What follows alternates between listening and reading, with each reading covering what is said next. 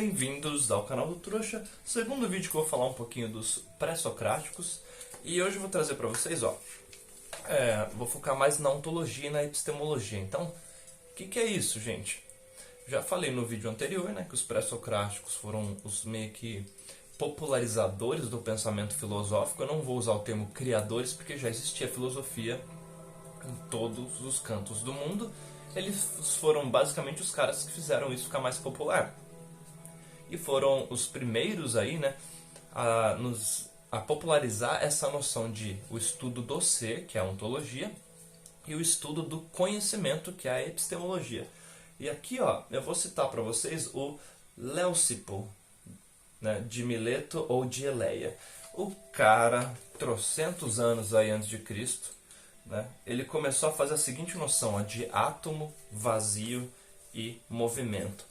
Então, olha que legal, o cara não tinha o conhecimento científico que a gente tinha, tá? Então, tem muita gente que é meio que elitista no sentido científico e fala assim, não, é só a ciência que te mostra a verdade. A ciência, ela está muito pautada no empirismo, nos nossos 5 sentidos, eles podem nos enganar. Vocês já viram assim, algum cientista fazer alguma previsão? Não, porque milhões irão morrer por causa de não sei o que. Aí esse cientista fala, os dados ali do meu estudo eles estavam meio conflituosos, estavam meio incompletos, eu vou ter que me retratar que na verdade a situação não é assim. Ou que o cientista achava que sabia, na verdade ele não sabia, ele estava enganado. Isso acontece, não tem problema. Você descobrir que você está errado te deixa mais próximo de descobrir uma hora que você está certo, de chegar nessa verdade, né? Você deixou de cometer um erro, isso é bom? Então, sobre esqueci o nome do cara, eu acabei de olhar aqui, Leucipo, ou Leucipo, tá? Ele começou a fazer o seguinte, tinha uma treta ali, que a galera tava falando que não existiu nada, né? Eu comentei no vídeo anterior, e aí ele vai falar assim, não, se existe movimento, tem que existir, não, ele não chega a usar a palavra nada, mas ele fala o vazio ou o vácuo. E aí o cara começa a ter uma noção de átomos, de partículas minúsculas que estão em movimento. Então ele fala que esse vazio aí é o que atrai, como se fosse um vácuo mesmo. Então ele diz que se existe um movimento, quer dizer que existe um vácuo, um vazio, e isso que faz as coisas se moverem. Os corpos um pouco maiores, eles começam a se chocar e esse movimento é o que gera as coisas, né? Olha a brisa do cara. Por isso que eu falo, a gente tem que questionar e pensar as coisas, cara. É muito interessante. Porque conforme você vai adquirindo vários tipos de conhecimento, isso aconteceu comigo quando eu estava refletindo muito a priori, ou seja, sem fazer a experiência, né? Estava fazendo um raciocínio a priori. E aí, eu comecei a ver a parte da biologia, dos neurônios espelhos, né? Dos hormônios que acontecem no nosso corpo quando a gente tem alguma emoção. E aí os conhecimentos começaram a se completar. Então você não precisa usar só uma ferramenta para buscar a verdade. Você pode usar várias, cara. O a priori, que é antes da experiência, o a posteriori, que é o depois da experiência, né, que é o científico. Você pode usar vários tipos de conhecimento, de epistemologias, tá? Então, alguns autores que falam aí de ontologia. Os pré-socráticos, se você quiser ter essa mente aí de ficar buscando a essência das coisas, tá? O Schopenhauer, no livro O Mundo Segundo Verdade e Interpretação, tá? Ele vai falar bastante da origem das coisas. O René Descartes, cara, você pegar lá Discurso do Método, e tem uma coletânea dele aqui, tá em algum lugar por aqui, cara, eu sempre me perco com esses livros. Mas ele também vai falar disso, tá? Sobre o Platão, alguns trechos dele ali, né, quando ele começa a falar de mundo das ideias, ou tem alguns momentos lá que ele vai usar o Sócrates para falar da essência, ele até fala, mas seria não da essência do universo, ele fala a essência das coisas, quando eles começam a discutir, acho que é no Fédon lá, que é tipo, o que é o amor, então ele vai falando, começa a discutir isso, tá? Para epistemologia, estudo do conhecimento, se você quiser se aprofundar no sentido do ser humano, você pode ir nesse livro aqui, Eu li só as primeiras 40 páginas dele, mas porque eu preciso fazer um estudo específico, tá? Ele tem mais de 1000 páginas, é o livro A Ação Humana, do Ludwig von Mises. E ele vai falar assim, é dele que vem aquela noção. O que é uma ação? É a utilização de meios para você alcançar um fim. É o que a gente chama de praxeologia, estudo da praxis, estudo da ação. Então ele é muito interessante, ele tem muito disso da epistemologia. Se você quiser uns caras mais empíricos ali, você pode ir no David Hume, tá ali o livro dele, que é Estudo sobre o Conhecimento Humano, é alguma coisa assim o nome do livro, eu esqueci agora, cara, tá ali em cima na minha prateleira. Eu ainda não li ele, tá? Mas eu comprei esse livro porque ele justamente aborda isso, né? Que é como o ser humano obtém conhecimento. Aí tem um do John Locke, que é um, tá como draft o nome, né? Ou um rascunho, que ele também vai falar assim da maneira que a gente obtém conhecimento. Então ele é um livro focado em epistemologia, tá? Você procura ali John Locke, escreve draft, você vai D-R-A-F-T, você vai encontrar esse livro. Eu não me recordo de cabeça dele, cara.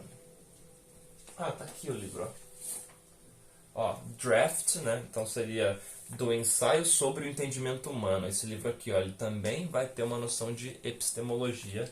Ele é pequenininho também, né? O livro é grande assim de tamanho, mas assim, você lê ele em uma tarde, ó, 78 páginas, você lê ele assim, 1h30 dá pra você ler esse livro. E ele é muito bom, cara, também. Só que assim, os empiristas, eles vão falar assim, que todo o nosso conhecimento vem da experiência. Então, você tem aquela distinção de a priori e a posteriori. Então, você quer se aprofundar nessas áreas, eu vou explicar uma razão para você fazer isso, que é o que me motiva. Se você quer existir de uma maneira a potencializar a sua existência, ou seja, você buscar os melhores recursos escassos enquanto você existe, a experiência de existir não ser uma tortura, no sentido de assim, você quer parar de existir, existir dói, você vai ter dor na vida, você vai ter tristeza, mas você vai encarar isso como combustível para você alcançar um fim. Então você sempre tem um fim a ser alcançado. Quando você está com dor no pé, você não está ali, existe dói, não faço nada. Não, você busca um fim e isso é um mecanismo de potencialização para você conseguir esse fim. Esse estudo de ontologia vai te entender a essência das coisas, então você vai pegar um assunto e você usa filosofia para tudo, cara. Você vai pegar um assunto ali, por exemplo, por que eu sinto vergonha? Aí você começa, da onde que é a origem da vergonha? Tá, são hormônios, é um sentimento, então ele vem no meu cérebro aqui. A razão disso é interna ou é externa? Você começa a pensar, puta, de onde será que vem? Aí a partir daí você fala, tá, a gente tem a necessidade biológica de ser aprovado por um grupo. Por quê? Porque a gente é programado para tentar preservar a nossa própria vida no sentido de espécie. Aí você começa a refletir, então quer dizer que vergonha é um medo de ser rejeitado por um grupo. É só um exemplo, tá? Essa brisa que eu estou fazendo aqui. Se você se interessar, assista ao vídeo Seja um Sem Vergonha, tá? Se eu lembrar, eu coloco aqui. Então, gente, estudar ontologia vai te ajudar a entender a origem, de onde que vem os ciúmes, de onde que vem o medo, de onde que vem a felicidade. Você está entendendo a origem das coisas. Você entender a origem de algo, você consegue lidar com esse algo. E a epistemologia é para você tentar ter mecanismos de obter esse conhecimento. Vamos ver se o que eu acho que eu sei, realmente eu sei, não é eu acho. Você para de dar opiniões e passa a dar argumentos, tá? Então, ó, ontologia e epistemologia são ferramentas que você vai usar para parar de viver no automático.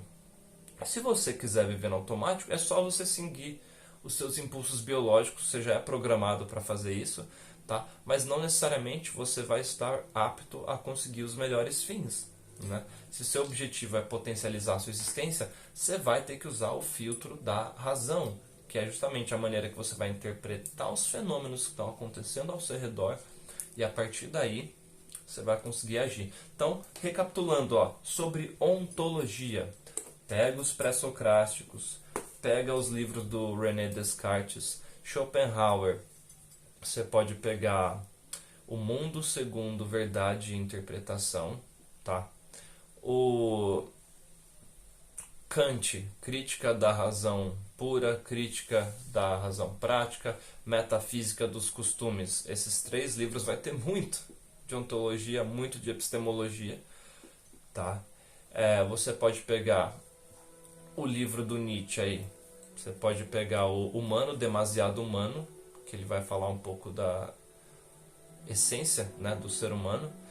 de epistemologia, quando você quiser se focar no estudo da moral, você pode ir no livro Além do Bem e do Mal, no livro Gaia a Ciência e no livro Aurora. Tá? Esses livros têm alguns questionamentos interessantes a respeito desses assuntos. O que mais de epistemologia? O do Locke, né, estudo sobre o entendimento humano. O livro do David Hume, que é... David Hume é o... eu esqueci o nome de novo, cara. Estudo sobre... É parecido com o nome do livro do John Locke, cara. Mas o David Hume ele vai falar muito disso, tá bom?